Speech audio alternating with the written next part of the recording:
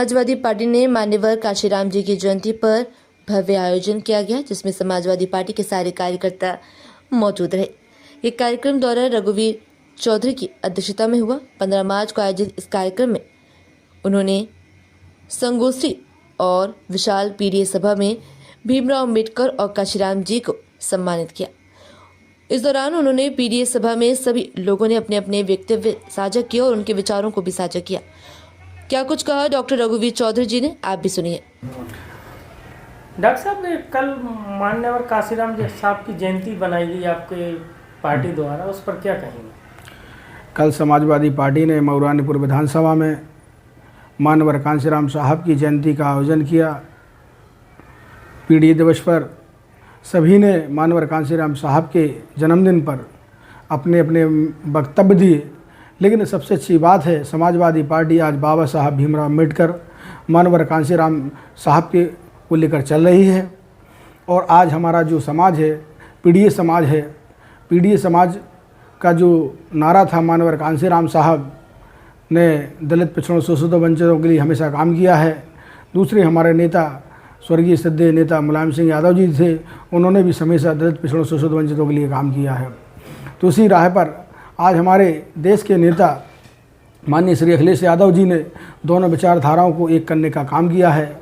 एक तरफ अम्बेडकर विचारधारा है, एक तरफ दूसरे समाजवादी विचारधारा है। दोनों आज विचारधाराएं एक होकर के समाजवादी पार्टी की सरकार 2027 में बनाने का काम करेंगे। इस प्रकार से हम बाबा साहब के विचारों को, मान्यवर काशीराम साहब के विचारों को और सिद्धे नेताजी के विचारों को लेकर चल रहे हैं। जैसा कि आपने कहा कि बाबा साहब के विचारों को आपकी पार्टी मान रही है, काशीराम साहब के विचारों को पार्टी मान रही है, लेकिन दलित नेता जो उत्तर प्रदेश की और देश की बड़ी नेता हैं बहन कुमारी मायावती जी, वो कहती हैं और पार्टियां दिखावा करती हैं, सिर्फ उनकी ही पार्टी इनके विचारों को मानती है। देखो ऐसा है, जो बहन जी सोचती हैं या कहती हैं वो उनके वक्तव्य हैं। चूँकि मैं भी एक दलित समाज से आता हूँ, मैं डॉक्टर रघुवीर चौधरी राष्ट्रीय उपाध्यक्ष हूँ बाबा साहब अम्बेडकर वाहिनी से। तो मान्यवर साहब अब नेता नहीं रहे, वो महापुरुष हो गए हैं। श्रद्धेय नेताजी मुलायम सिंह जी अब नेता नहीं रहे, वो महापुरुष हो गए हैं। स्वर्गीय माननीय बाबा साहब भीमराव अम्बेडकर जी अब राजनीतिक नहीं रहे हैं, वो भी महापुरुष हो गए हैं। तो बहन जी की इस बात से आप कितना सहमत हैं कि लोग बाग बस दिखावा करते हैं, उनके विचारों को नहीं मानते हैं? आपकी पार्टी विचारों को मानती है बाबा साहब के? हमारी पार्टी बाबा साहब भीमराव अम्बेडकर और मान्यवर काशीराम साहब, जनेश्वर मिश्र और स्वर्गीय श्रद्धेय नेताजी मुलायम सिंह के विचारों पर पार्टी चल रही है। ये हमारे राष्ट्रीय अध्यक्ष जी के आह्वान पर हम लोग सब लोग लगे हुए हैं, पीडीए की राजनीति कर रहे हैं। दलित पिछड़ा अल्पसंख्यक शोषित वंचित समाज चाहे वो कोई भी हो, उसके लिए हमारी पार्टी आज खड़ी है और भरपूर काम कर रही है। इनके उत्थान के लिए सरकार अगर बनती है समाजवादी पार्टी की दे तो पीडीए समाज के लिए बहुत कुछ करने का काम किया जाएगा और पीडीए समाज को नौकरी देने का काम किया जाएगा। पीडीए समाज की महिलाओं को आगे बढ़ाने का काम किया जाएगा। झांसी में कुछ दिन पूर्व उप मुख्यमंत्री केशव जी आए हुए थे, उन्होंने कहा था पीडीए का मतलब power of Dimple and Akhilesh, इस पर क्या कहेंगे? ये सब जो उप मुख्यमंत्री जी जो बोले हैं, इनके बोलने में कोई औचित्य नहीं है। पीडीए आज भारतीय जनता पार्टी पीडीए से घबराई हुई है। उनको लग रहा है कि यहाँ पीडीए इकट्ठा हो गया है। इन्होंने लोकसभा के चुनाव में 2024 में तो हमको हरा ही दिया है, अब 2027 में भी हम हराने वाले हैं। इसलिए जब भी भारतीय जनता पार्टी घबराई हुई है तो वो उल्टे सुए उलूल जुलूल जवाब देने का काम करते हैं।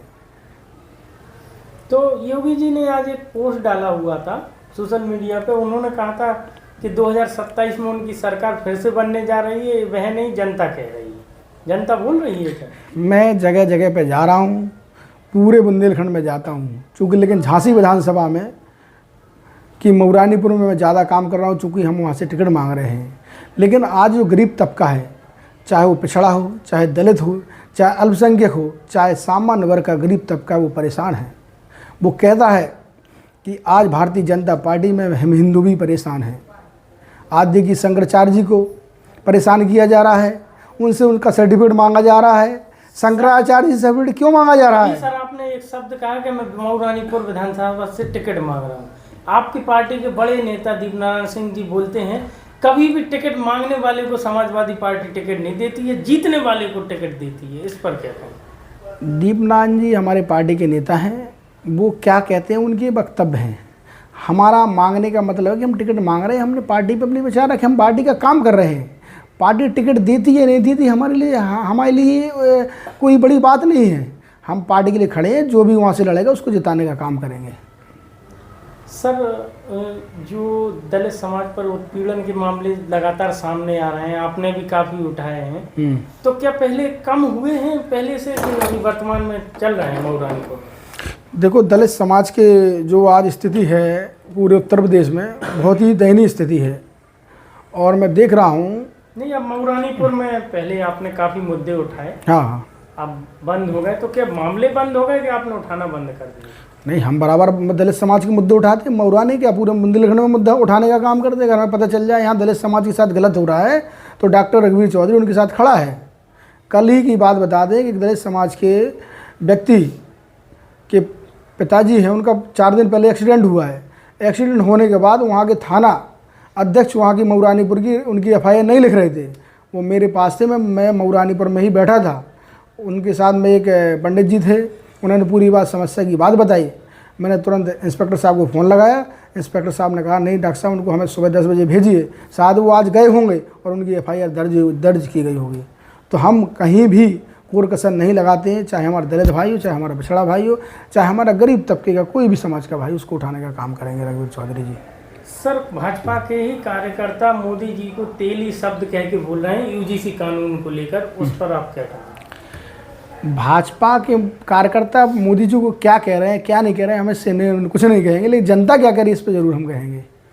आज भारतीय जनता पार्टी उस चौराहे पे खड़ी हो गई है, ना वो अब इधर की है ना उधर की है, बीच में हलक सी लटक गई है। अब वो कानून तो खुद पास नहीं कर पा रहे, इसलिए उन्होंने अपना मुद्दा कोर्ट के हवाले कर दिया, सुप्रीम कोर्ट के हवाले कर दिया। मैं देखता हूँ जब भारतीय जनता पार्टी किसी मैटर में फंस जाती है तो उस मुद्दे को वो सुप्रीम कोर्ट में डालने का काम कर देते हैं। अब वो कहते हैं ये काम हम नहीं करेंगे, सुप्रीम कोर्ट करेगी। तो इस प्रकार के मुद्दों में जब फंसते हैं वो तो ऐसा ही करते हैं। लेकिन मैं तो कहता हूँ UGC कानून पास होना चाहिए। क्यों नहीं कर रहे? अगर आपने UGC कानून कौन लाया? भारतीय जनता पार्टी लाई है। तो भारतीय जनता पार्टी को UGC कानून लागू करने में क्या दिक्कत है? उन्हें पता है कि अगर हम लागू कर देंगे तो हमारा सामान्य वर्ग का तबका नाराज़ हो जाएगा, अगर लागू नहीं करेंगे तो पीढ़ी का तबका नाराज़ हो जाएगा। तो समाजवाद भारतीय जनता पार्टी दोनों तरफ से फंसी हुई है, और भारतीय जनता पार्टी की सरकार 2027 में जाना तय है, और इसके बाद केंद्र की सरकार जाना तय है।